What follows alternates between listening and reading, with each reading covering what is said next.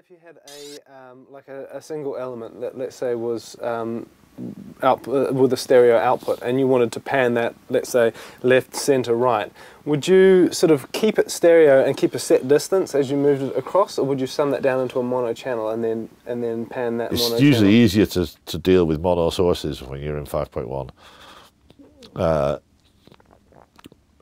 Stereo stuff can be confusing sometimes, but again, it varies. The majority of my mix would be mono sources, but then sometimes you've got stereo keyboard pads and nice atmospheric kind of sounds, which if you've got it in stereo, I like moving things around, but keeping the left and right as far away as possible all the time. So it'll be front, left, back, right, and it'll move around, so go front, right, back, left. And you can keep the stereo image and move it all around and give it that sort of envelope in sound absorption sort of thing.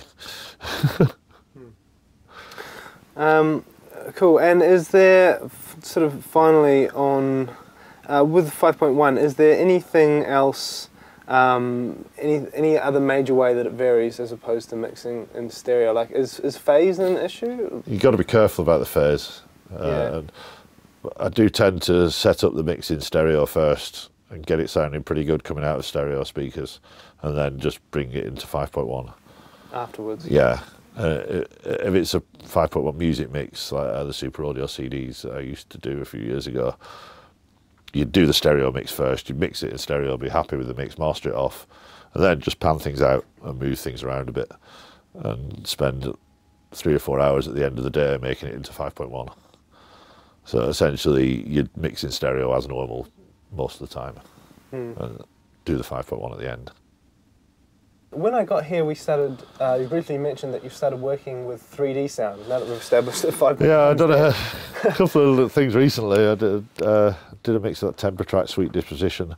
There's a guy who set up a company called 3D60, trying to type for work from the record companies to do mixes in 3D, which is a surround sound in headphones. Only works on the headphones, really, and uses trickery with phase and things like that to make things sound like they're moving around your head. It's pretty good. It's quite good.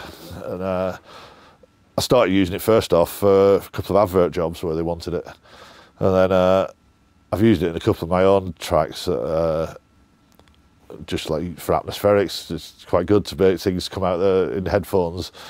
It works, as long as it works okay on the speakers. You might have like an atmospheric pad or something like that you've used the 3D plugin on, and so in a stereo mix it works quite well sometimes. And then this guy approached me, asked me if I'd do a mix of the temper track in 3D for him, and apparently they're releasing it. So, so we'll see what happens. We'll see if any more work comes out of it. Excellent. So you can just use a standard audio format, standard headphones. It's just a process that's applied. Yeah, it's just a process that's applied to it and mixed down into a normal stereo mix. And you can listen to it on the speakers, and it can sound, maybe it's moving left to right a little bit or something like that. But you put the headphones on and it sounds like it's going around your head. Oh, fantastic. So there's a plugin that you can get to start using. There's a plugin that's called Panorama 5 that does it. And there's various binaural effect plugins which sort of give a binaural effect, is where you use a dummy head with microphones where the ears should be. And there's a few plugins around that give you that kind of effect. And so it's using a combination of those things to do it. Wow, that's really interesting. It's pretty good. Pretty good. So most people listening on headphones these days. It could be a market. Who knows if the record companies will go for it and pay for it. Yeah. If they want to pay me to do 3D mixes, I'll do them. Yeah. As we know, it's quite tough out there in this industry at the moment, and there's a lot of people sort of trying to obviously get in. Do you have any advice for people who are trying to get involved professionally? Don't. Get a proper job that pays you a regular wage. It's hard. It's very hard at the moment. There's hardly any studios to work in anymore. I think most young people who want to be a sound engineer these days end up in post-production or something like that. Working in live sound. Live sound is really where the big opportunities are these days. There's a lot more money in it these days in studios, and a lot more work around. I think the traditional way that I came up as being a tape op, an assistant engineer, and working your way up to be a producer, I don't think it's not possible really anymore. It's very difficult anyway. And there might be one or two people who do it, but usually they come off like the Time Master course or something like that, or they've got like master's degrees, and then they come in as a tape op making the tea for you. Yeah. I think the best way to do it is to be a writer or a producer, and get out there, find a good band, and produce and make something good, and do it that way. And still, even for people like me, that's still what you have to do. The work from record companies is not around as much as it used to be. There's nowhere near as many record companies around as there used to be 10 years ago.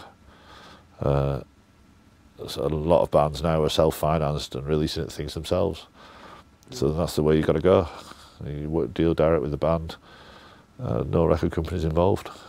I mean, there's new sort of opportunities there as well, because I suppose now, in the face of all the doom and gloom, there is a possibility for a band to be able to support itself. It's great. It's really good, I think. You don't. Who needs the record companies? You pay them off your earnings for all your career. If you can do it yourself, then that's the best way to do it.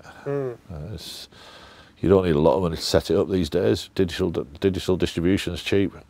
You can make your own record at home, or I work with a lot of new bands. I get a lot of work through MySpace these days, with unsigned bands coming to me, and they'll upload the track or send me the parts. I'll mix it, send it back to them. So they get a professional mix done by me in my studio at home, and then they can go on and get it up on iTunes and release it themselves, start selling copies, start earning money, and keeping the money for themselves rather than giving half of it to a record company. So there is a little bit of positive in there. Yeah. Yeah, there's a lot of bands are doing that these days. I think you might not have heard of them, but there's a lot of bands selling like 5,000 copies, 5,000 albums on iTunes and doing all right out of it, managing to get a career. I think these days that's what you have to do. You have to prove you can do it yourself, and then maybe a major will come in then and offer you a partnership or whatever, or they'll license your company off you or whatever. I think that's the way forward, really. Do it yourself.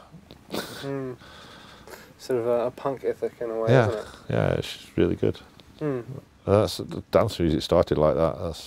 That's how it all started in the early 90s. People making their own tunes. There was 1,000 independent dance labels going out. You could get 1,000 12-inches pressed up and release it. And I think it's just a continuation of that now. And that's what people are doing. It's good. Excellent, cool. Well, that's good to end with a bit of a positive. Anyway, thank you very much for letting us who needs the majors? Here and have a poke around. Yeah, who needs? Don't let them hear that. Sorry, Sony. Sorry, Sony. We're very sorry about that. Yeah, no, excellent. Thank you very much for letting us in here and giving us some of your very valuable time. No worries. That's been the DSP project. Thank you very much, and we'll join us next time.